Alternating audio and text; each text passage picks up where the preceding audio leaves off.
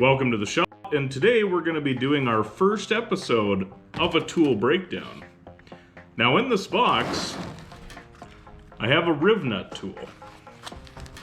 So let's open it up and see what we have. Here we have some Rivnut inserts. 5/16/18. I'm kind of excited about because I'm American. We measure things in cheeseburgers. Okay, and here, so in these little boxes, it looks like we have the actual, I think it's called an anvil that goes in the end of the tool itself. So let's get that out next. Here is the tool itself. Inside here we have the end of the tool. Looks like we have a little handle.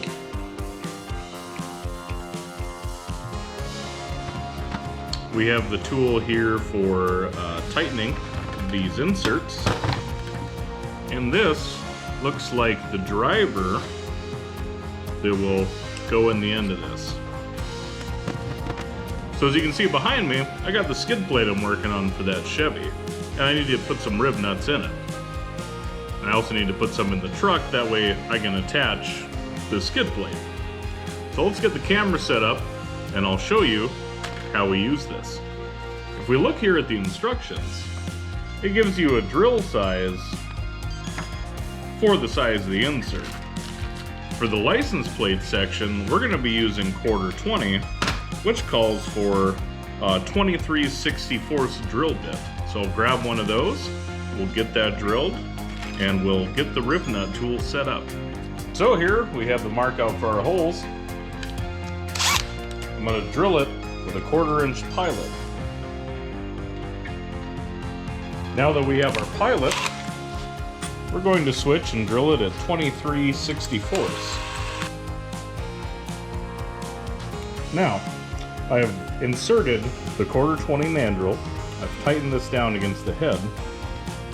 I'm going to chuck this up in the drill and we will install the first Rivnut.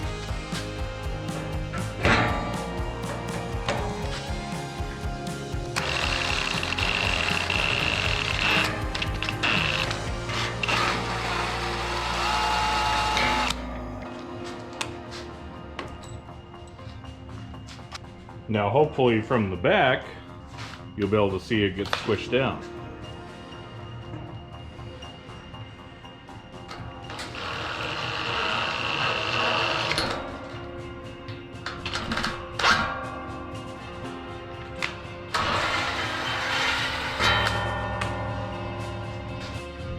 And now we're perfectly set up for a 1/4 bolt to secure the front of this plate. Well, now you can see how the tool works. You can get ones that are pneumatic, you can get ones that are electronic. I picked up this one just because it's easy to use by using a drill or a small impact. I actually really like this product. This driver is pretty small though, so you're going to want to be extremely careful using something like this because too much torque would break this pretty easy. Let's talk about some pros and cons with a Rivnut tool, or using Rivnuts in general. Sometimes these have a tendency to spin after they're installed, if you torque down on them too much.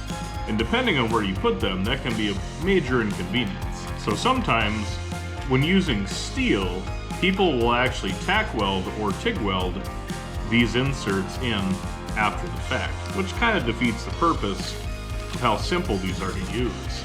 Some of the pros, they are very easy to use.